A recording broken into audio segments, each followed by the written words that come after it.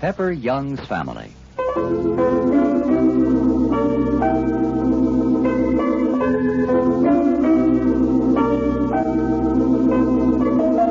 Pepper Young's Family is the true-to-life story of your friends, the Youngs. We'll be with them in just a moment after this message from our sponsor.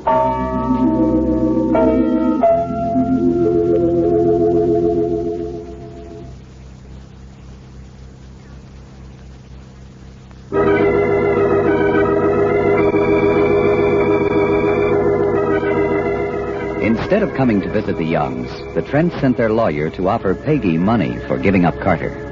That was followed by Peggy's proud refusal to marry Carter under any conditions, and Pepper's red-headed flare of temper as he told Mr. Taylor exactly what he thought of the Trents. You can go back and tell Mr. Trent that we're a surprising family. Tell him he's managed to call off my sister's marriage to Carter Trent without spending a cent, because she doesn't want to belong to a family that would stoop so low as to pull a thing like this.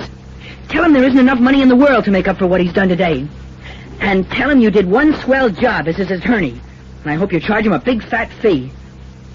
My father's out of town, but he'd have told you just what I'm telling you, Mr. Taylor. That we're indebted to you and to Mr. Trent for saving Peggy from marrying into the Trent family. Mrs. Young has gone upstairs to comfort Peggy and is waiting for the girl's paroxysms of grief to subside. Pepper, meanwhile, has gone to the kitchen where he's sampling the cake that Mrs. Young labored over in honor of the Trents. Biff comes in. Hello, Pepper. How are you? Gee, can I have some of that cake? Right. You can have all you like. You can have everything in sight. What do you know?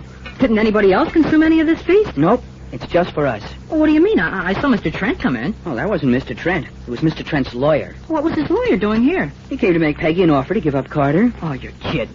No, it's true. I almost threw him out. Mom stopped me. Oh, gee, why didn't you call me, Pepper? I'd have helped. Well, who do the Trents think they are, anyhow? Well, I hope she marries Carter and goes back there and tells him what she thinks of him. I don't know, Biff. A thing like that makes a girl like Peggy feel pretty bad. Well, what does Carter say about it? He doesn't say anything yet. He doesn't know about it. I guess Peggy will tell him tonight. Boy, will he hit the ceiling. Sure he will. Has Peggy said what she's going to do? She didn't say very much. She went upstairs and Mom's gone up to talk to her, but I don't think she's in any state to do much talking for a while yet. Oh, gosh, I wish Dad had been here. I wish he'd had a chance to tell that lawyer what he thought of him. Well, I bet you told him plenty. I did. I told him the Trents might be surprised to hear that there were people in this world who weren't interested in their money. I told him we considered it a break to have him come here and show us how the Trents operate. That we felt like paying him for opening our eyes to what Peggy was getting into. What did your mother say? She was wonderful. She didn't lose her temper once. She just stood there and asked him to leave. I bet he felt like a heel when he got through. He was surprised, all right. I guess he thought we were going to grab for a check. And when I got off that big speech, the funniest look came into his face. As if all of a sudden he realized he was up against the kind of people he'd never been up against before. I can't get over it. It doesn't sound as if it could happen. It just doesn't sound as if anybody could come here to Elmwood, to Mrs. Young, and talk like that. I know. I'd sure like to hear what Carter has to say when he finds out. I'd like to get his reaction. We'll get it, all right. Don't worry. And it'll be some reaction. Pepper may have sized up the situation correctly. Surely Carter will have a thing or two to say.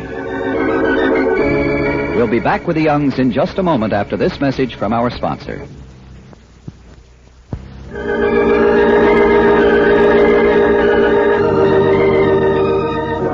Mrs. Young, going upstairs to comfort Peggy, found the girl still sobbing and let her have her cry out as the best way of releasing pent-up emotion.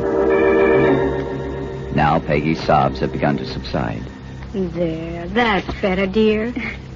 Would it help you to talk it out a little, darling, or would you rather I left you alone? Oh, no, please, Mama, I want to talk to you. Darling, things like this sometimes happen. I'm sure that when Carter gets a chance to talk to his father about it, it'll all be straightened out. Oh, Mama, you honestly don't think that, do you? Well, yes, I do. No, you don't. You know it can never be straightened out. You know something has happened that nothing can straighten out. Now, I don't believe that for a moment. I think that Mr. Trent made a mistake, not knowing you.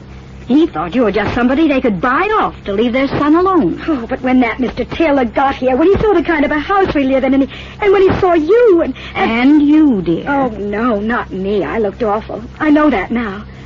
But, Mama, even with my hair done up and those earrings on, I don't think I look like the kind of a person you could pay money to give up somebody, do you? Why, of course you didn't. You look just like a little girl who's dressed up for a party. Peggy, you mustn't blame Carter for this. He doesn't know anything about it. Oh, I'm not blaming him, Mama. And he loves you, Peggy. He loves you with all his heart. You know that. Yes, I know he does. And I love him.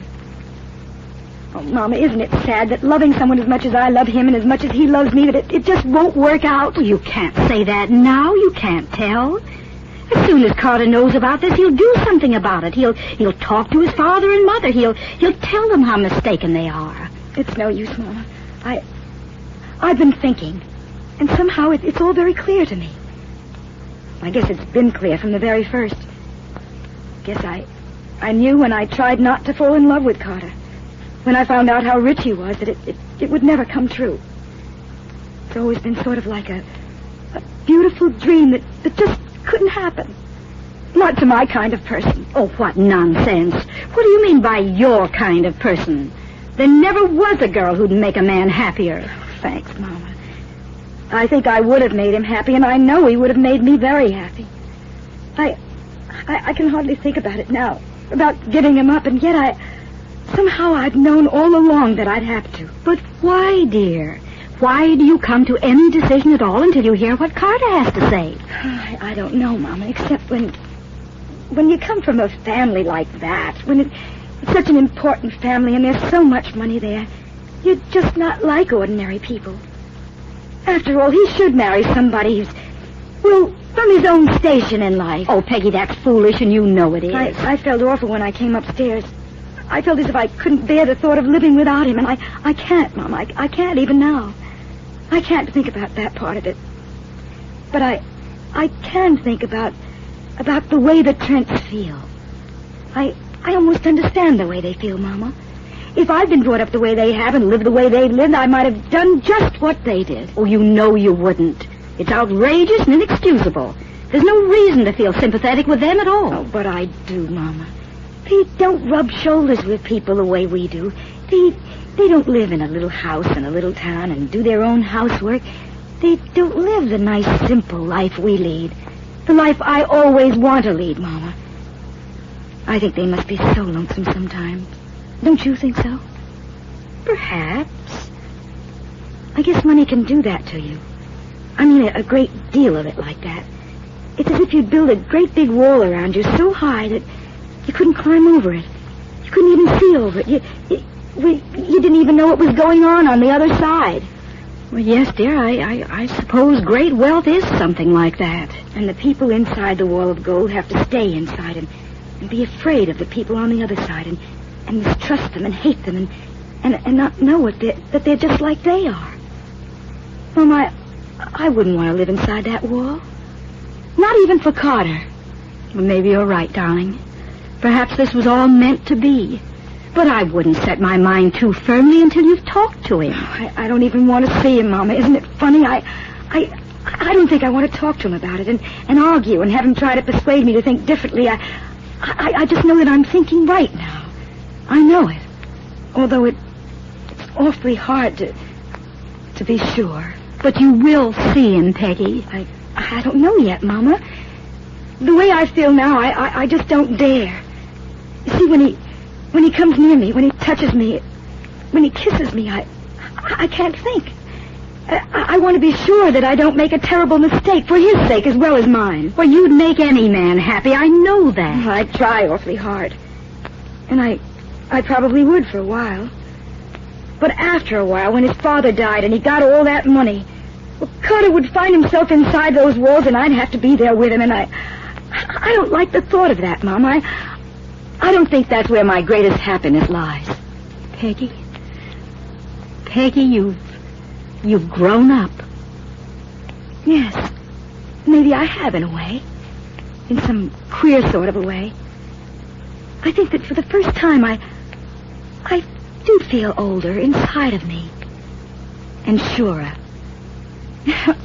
Oh, Mama, I sort of wish I wasn't.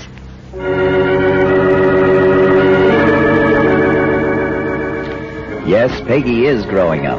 The new maturity in her eyes as she faces the biggest decision of her life sends a pang through Mrs. Young's heart. Now this message from our sponsor.